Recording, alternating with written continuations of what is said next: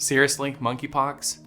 Most of us have just started feeling life return back to normal after dealing with the coronavirus, and now our beloved media is inundating us with the stories of the dreaded monkeypox. With the way they're talking about it, I'm half expecting you to see roving bands of monkeys running around the streets spreading disease. If you were to listen to the hype, you would think it's time to lock yourself up in your house, put on a hazmat suit, and wait for the end of the world. So today, we're going to hopefully help you walk back from the edge and help you understand a little better what this disease really is and if it's something that you need to be worrying about. Well, if you haven't seen the news, the world has been closely following some small outbreak of cases of monkeypox in several countries. This is a disease that is typically endemic to countries in Africa, but they've been finding a few outbreaks mostly in Spain, Portugal, United Kingdom, and a few other countries throughout the world, including the United States. As of the 26th of May, there were around 200 reported cases outside of Africa. Now, this is pretty unusual because we usually don't see cases spread to other countries. And what's also unusual is for now, a lot of these cases don't seem to be coming from those who traveled from these areas where we usually find it. Now, there is a bigger cluster of patients that do seem to have originated from a festival that was in the Canary Islands. Whenever we see clusters of illnesses outside of what is expected, there always has to be some concern about whether something has changed with the virus that could make this more of a concern. And we certainly can't predict the future, but from what we've seen right now, there still isn't a huge concern that this is going to become a widespread problem. Well, monkeypox is an orthopox virus, which is in the same family as smallpox. It was first discovered in 1958 when 2 outbreaks of a pox-like disease occurred in colonies of monkeys kept for research. This is where the name monkeypox comes from. But it's actually felt to come from infected rodents more than it does from monkeys. Most cases where it's endemic to Africa come from contact with an infected animal's body fluids or through a bite. Once somebody is infected, though, they can spread it to others. Human-to-human spread can occur through large respiratory droplets, as well as close contact with infectious skin lesions or with contact with contaminated material.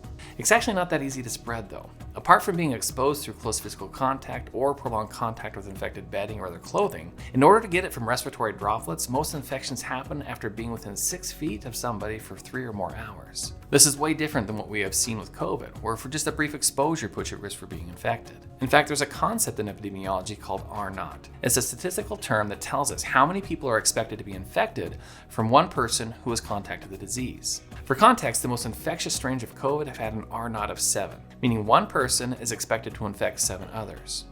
One of the most infectious viruses, measles, has an R0 of 12 to 18. And monkeypox's cousin, smallpox, has an R0 between 3 and 6. Monkeypox, however, is felt to have an R0 from anywhere from 0.8 to 1.3.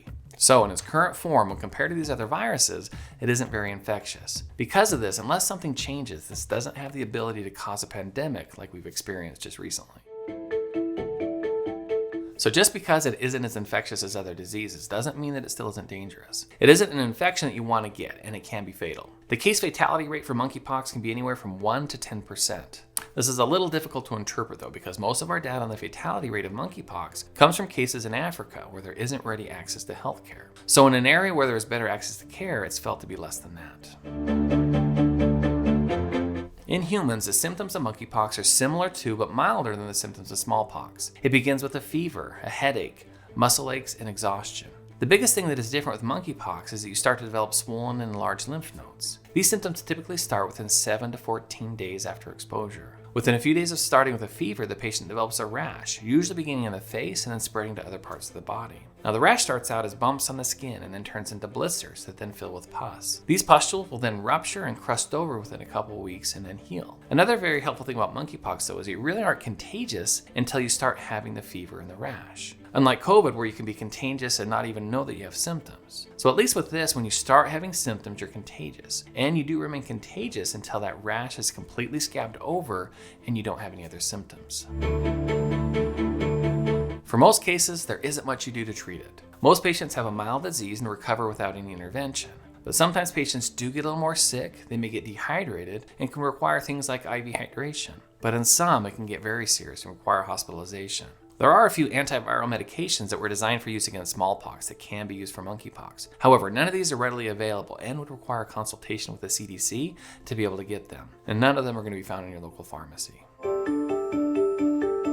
At this time, and because of the way that this virus typically spreads, you really shouldn't be worrying about active measures to prevent it. This isn't a virus that, if it continues to act as it always has, is something that should spread rapidly through a population. Certainly, if you're in areas that this may be more common, taking appropriate steps like avoiding animals or those with symptoms, or avoiding contact with materials such as bedding that have been in contact with a sick animal or person is the smartest thing to do. Now, as this story continues to unfold more and more and you start seeing more cases in your area, certainly paying attention to local health authorities would be wise. Now, we already have vaccines that are available that can help prevent against the monkeypox. The first one is the traditional smallpox vaccine. We stopped giving this as a routine vaccine in 1972 when smallpox was eradicated from the United States, but it's still available and can be given. Now, most of those who get it, though, are those who are in the military before being deployed abroad. If you're under the age of 50, you most likely haven't received it. This is actually one of the reasons that I think we're starting to see an uptick in this virus, because most are not immune to it. If you're born before 1972 and wonder if you received the vaccine, look at your arm. You may see a coin-sized circular scar on your arm, and if you do, then you had it.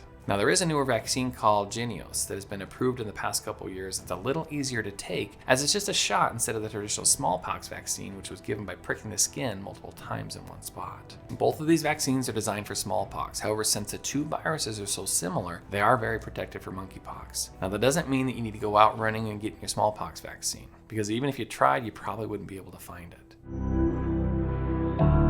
Well, frankly, live your life as you normally would. We should all just be smart and not play with wild rodents, especially when visiting Africa. We should practice common sense and monitor ourselves for signs of infection.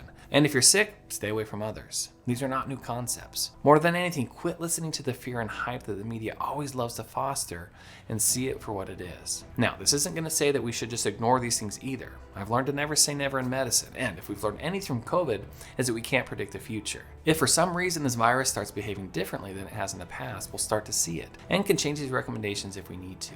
Until then, get out and live your lives. Focus on being the healthiest you that you can be, and enjoy all the beauties that this world has to offer. And of course, the most important thing you can do is keep following along with us here at Family Med. So thanks for spending time with us today, and we'll see you in the next video.